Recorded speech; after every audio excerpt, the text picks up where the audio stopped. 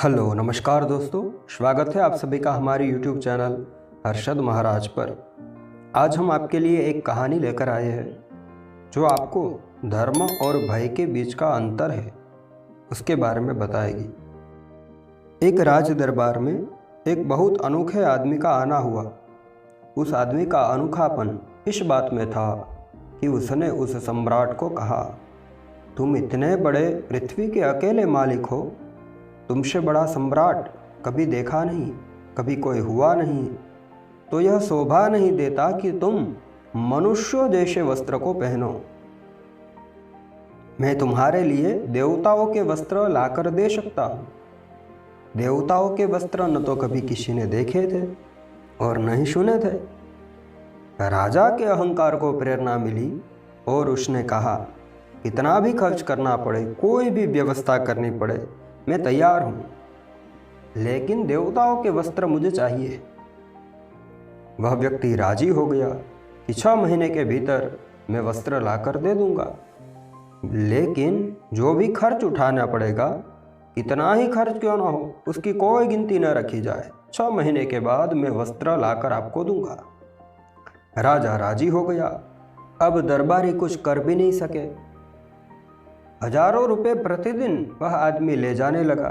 देवताओं तक पहुंचाने की व्यवस्था करनी थी, फिर देवताओं के द्वारपालों को रिश्वत देने की व्यवस्था करनी थी, फिर वस्त्रों के मूल्य चुकाने थे। ऐसे रोज रोज काम निकलने लगे। राजा हिम्मत वाला था। 6 महीने तक उसने आदमी को जो भी रुपये मांगे उसने वह दिए। 6 महीने के आखिरी दिन उसके घर पर सिपाहियों का पहरा लगा दिया। बहुत संभावना थी कि वह आदमी भाग जाए, लेकिन नहीं, राजा गलती में था, उसके दरबारी भी गलती में थे। वह आदमी भागा नहीं। नियत दिन पर, नियत समय पर एक बहुमूल्य पेटी को लेकर राज दरबार में उपस्थित हो गया। सारे गांव के लोग इकट्ठे हुए। दरबार में बड़ी चहल पहल थी। हर आदमी उत्सुक था वस्त्र के लिए। देवताओं के वस्त्र पृथ्वी पर पहली दफा आए थे। उसने जाकर बीच दरबार में अपनी पेटी रख दी, पेटी का ताला खोला और राजा से कहा, आप आगे आ जाइए महाराज, और आप अपने वस्त्र उतार दीजिए। मैं देवताओं के वस्त्र देता हूँ, उन्हें पहन लीजिए। लेकिन एक बात बता दूं महाराज, देवताओं ने कहा है यह वस्त्र केवल उन्हीं लोगों को दिखाई पड़ेंगे जो अपने ही बाप से पैदा हुए हो। ये वस्त्र सभी को दिखाई पड़ने वाले नहीं हैं। ये कोई भी सामान्य वस्त्र नहीं है। जो अपने ही पिता से पैदा हुए हो उन्हीं को ये दिखाई पड़ेंगे। अब उसने वस्त्र निकालने शुरू किए। उसने सबसे पहले कोट निकाला उस पेटी में से। उसके हाथ तो खाली दिखाई पड़ते थे। सारे दरबार के हर व्यक्ति को खाली दिखाई पड़ते थे। राजा को भी खाली दिखाई पड़ रहे थे। लेकिन उसने कहा, यह लीजिए कोट, अपना कोट अलग कर दे और इसे पहन ले। राजा को अपना कोट अलग कर देना पड़ा। हाथ खाली दिखाई पड़ रहे थे, उसमें कोई कोट नहीं दिखाई पड़ता था। लेकिन राजा ने सोचा, जब सारे लोग कुछ भी नहीं कह रहे बल्कि दरबारी जोर जोर से तालियां बजाने लगे और कहने लगे कि इतने अद्भुत वस्त्र कभी नहीं देखे गए। प्रत्येक को मालूम पड़ रहा था, सबको पता था कि कोई वस्त्र नहीं है, लेकिन कहे कौन? यह कौन कहलवाए कि अपने पिता से पैदा नहीं हुए हैं?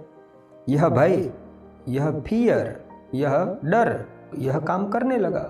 और सब लोगों को दिखाई पड़ रहे हो तो मैं क्यों उलझन में पड़ूं, या आप क्यों उलझन में पड़े, या कोई भी हो क्यों उलझन में पड़ेगा?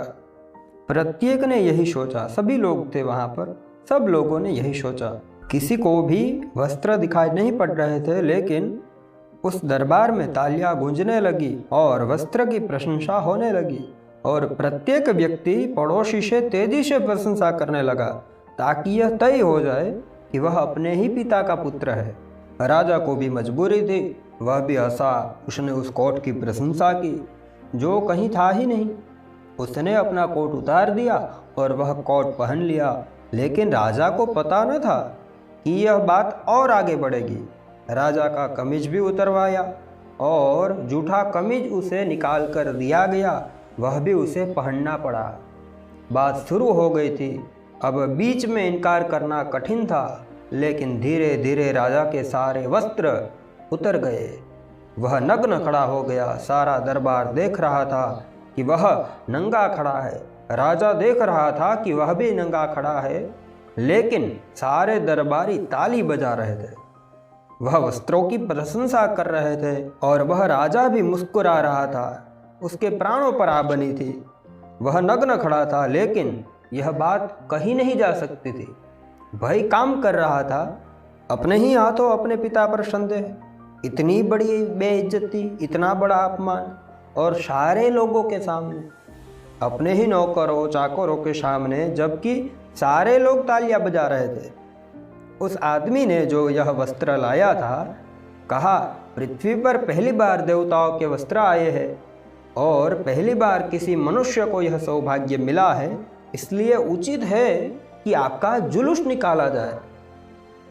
पूरे राजधानी के लोग ताकि देख ले वस्त्रों को। वह नग्न राजा बहुत घबराया, लेकिन मजबूरी थी। उसे राजी होना पड़ा और उस नंगे राजा का जुलूस उस दिन उस राजधानी में निकला। और उस नगर में हर आदमी ने ताली बजाई और कहा कि ये वस्त्र बहुत सुंदर है, ऐसे वस्त्र कभी देखे नहीं गए, धन्य है हमारे राजा। और हर आदमी जानता था कि वह राजा नंगा है, लेकिन किसी आदमी में कहने का यह साहस नहीं था कि राजा नंगा खड़ा है। कौन इसे कहता? कौन इस बात को अपने ऊपर लेता? कौन इस जिम्मेदारी में पड़ता? सभी भयभीत थे, और जो भयभीत है उससे कुछ भी मनवाया जा सकता है। भाई कुछ भी बातें मानने को राजी हो सकता है, ऐसे वस्त्र को मानने को राजी हो सकता है जो कभी थे ही नहीं, कभी है ही नहीं। ऐसी कई कल्पनाओं और झूठी बातों को मानने को हम राजी हो जाते हैं। इनमें कोई सच्चाई नहीं होती, लेकिन झूठी बातों को मनवाने से पहले एक बात जरूरी है कि चित्त भयभीत हो जाना चाहिए, फियर बैठ जाना चाहिए। यह कहानी मैं आपको इसके लिए बता रहा हूँ कि हम मनुष्यों ने बहुत सी ऐसे बातों को मान रखी है जिसके मानने से भय के अतिरिक्त और कोई भी कारण नहीं है। और उस राजधानी में जिन लोगों ने उन वस्त्रों की तारीफ की थी, आप उनसे अपने आप को अलग भिन्न मत समझना। आपने भी बहुत ऐसे वस्त्रों की तारीफ की है जिसका कोई अस्तित्व नहीं है और उसको दिखाई भी पड़ता है, लेकिन आपके पड़ोसी तारीफ कर रहे हैं और आप इसका साहस नहीं जुटा पाते। भीड़ से अलग खड़े हो जाए, ऐसा साहस नहीं है आप में। भीड़ मनुष्य को बहुत कमज़ोर बना देती है। भाई भीड़ और चारों तरफ एक ही बात को कहते हुए लोग, फिर इतना साहस जुटा पाना मुश्किल हो जाता है कि आप अकेले खड़े हो जाए और कह दे कि यह वस्त्र झूठे हैं, राजा नंगा है। उस राजधानी में कोई भी इतना साहस जुटा नहीं पाया, लेकिन एक बच्चे ने हिम्मत की और अपने पिता से कहा, पिताजी राजा तो नंगा दिखाई पड़ रहा है। लेकिन उसके पिता ने कहा, चुप रह, तू नासमझ है, तू कुछ भी नहीं समझता। मैं अनुभव से कहता हूँ, मेरी उम्र मैंने ऐसे ही नहीं गुजारती, ये बाल मैंने ऐसे ही धूप में नहीं पकाए हैं। ये वस्त्र बहुत सुंदर है और चुप रह, बात मत उठा, तू अभी बच्चा है और तू कुछ भी नहीं जानता है। बच्चे कभी कभी सच्ची बात भी कहते हैं तो उन्हें बूढ़े कहने नहीं देते, क्योंकि बच्चों को पता नहीं है उस भय का जो बूढ़े को पता है। और बच्चों में अभी वह समझदारी नहीं आई, वह समझदारी जिसका नाम चालाकी है, जो झूठी बातों को सच कह सके। कभी कभी होता है आदमी समझदारी से जितना बड़ा हो जाता है उतना चालाक होता जाता है और उतनी ही सच्चाई से दूर होता जाता है। उस गांव के लोग सब समझदार थे, इसलिए किसी ने भी नहीं कहा कि वस्त्र झूठे हैं। एक नासमझ बच्चे ने यह बात उठाई थी, लेकिन उसकी आवाज़ भी दबा दी गई। सारी दुनिया में यही हुआ है। मनुष्य को भयभीत करके बहुत से असत्य उसे सिखा दिए गए हैं, और भीड़ के दबाव में, भीड़ के वजन में एक व्यक्ति इतनी नैतिक हिम्मत नहीं कर पाता, वह खड़ा नहीं हो पाता कि वह कह सके उसे दिखाई पड़ता है, वह अकेला पड़ जाएगा।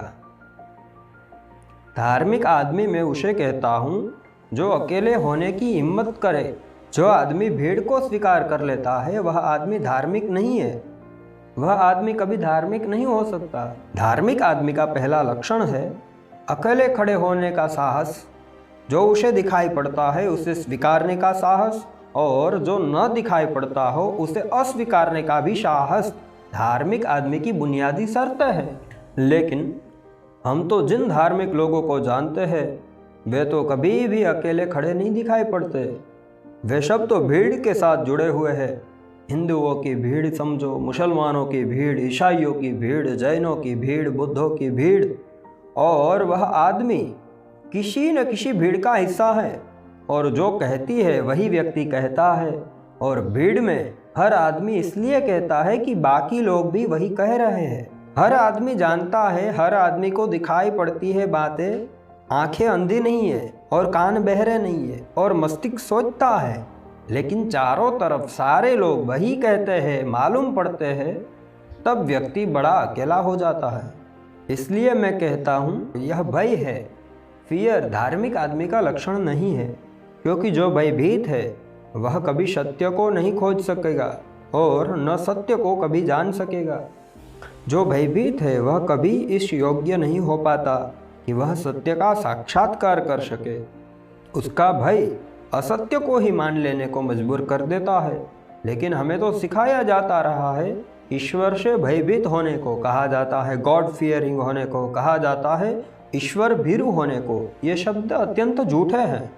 गॉड फियरिंग ईश्वर भीरु से ज़्यादा झूठा और अपमानजनक कोई शब्द नहीं हो सकता, क्योंकि जो व्यक्ति भयभीत है वह व्यक्ति तो कभी ईश्वर के निकट नहीं पहुंच सकता। ईश्वर और व्यक्ति के बीच कोई भय का संबंध नहीं हो सकता। प्रेम का संबंध तो हो सकता है लेकिन भय का नहीं। और याद रखें, प्रेम और भय सर्वाधिक विरोधी बातें हैं। जहाँ प्रेम है वहाँ भय नहीं हो सकता, और जहाँ भय है वहाँ प्रेम कैसे हो सकता है। जहाँ भय है वहाँ घृणा हो सकती है, लेकिन जहाँ प्रेम है वहाँ पर नहीं। और जहाँ प्रेम है वहाँ भय कैसा, वहाँ डर कैसा। जिसे हम प्रेम करते हैं उसके प्रति हमारे चित्त के सारे भय विलीन हो जाते हैं, उससे हमें कोई भय नहीं रह जाता। और जिससे हम भय करते हैं उसके प्रति हमारे मन में घृणा पैदा होती है, और उससे हमारे बहुत गहरे मन में शत्रुता होती है। और जिससे हम भय करते हैं उसके निकट तो हम कभी पहुंच नहीं सकते। यह शिक्षा बड़ी उल्टी है, क्योंकि जो डरता है वह सच्चा नहीं हो सकता, और जो सच्चा हो वो कभी डरता नहीं है। लेकिन यह शिक्षा बड़ी उल्टी है, क्योंकि जो डरता है वह सच्चा नहीं हो सकता, और जो सच्चा नहीं हो सकता वह भला कैसे हो सकता है। लेकिन यह विरोध हमें दिखाई नहीं पड़ता, और इसीलिए गलत शिक्षा का परिणाम है कि दुनिया रोज से रोज बुरी होती जा रही है। तो दोस्तों, वह राजा, वह नगर के वासी और वह बच्चा, उनके बीच का जो तफावत है, उनके बीच का जो अंतर है, वह हमने जाना। राजा भी सब जानता था, प्रजा भी सब जानती थी, और वहाँ पर एक अनोखे आदमी का आना हुआ, और वह आदमी के भय के कारण पूरा नगर शांत हो गया। सब जानते थे सत्य और असत्य के बारे में, लेकिन कहे कौन। जो भय था, धर्म हमें सिखाता है कि हमेशा सत्य के प्रति आवाज़ उठानी चाहिए। तो मित्रों, आज की यह कहानी आपने सुनी, कैसे लगी आप हमें कमेंट के माध्यम से ज़रूर बताएं, और इस वीडियो को ज़्यादा से ज़्यादा लोगों तक शेयर करें। यदि आप हमारे चैनल पर नए हैं तो प्लीज़ इसे सब्सक्राइब करें, और साथ ही जल्दी से जल्दी मिलेंगे नए एपिसोड के साथ। आप सभी का धन्यवाद। जय श्री कृष्ण।